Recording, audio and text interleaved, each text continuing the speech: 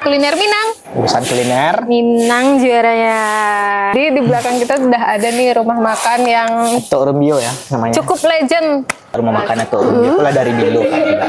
Dari 2002 bang. 2002 kak. Nah, yang spesifik di situ apa kak? Sarden. Kak, sarden kok kalau pakai nasi bar. Kalau harga sarden pakai nasi itu di 7.000.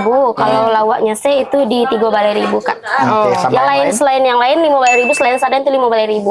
Oh, khusus sarden di 7.000. Pakai masin kok 5.000. Harga murah, Sarden rasa memang kaki, mahal sih. rasanya bintang 5 kak. Sarden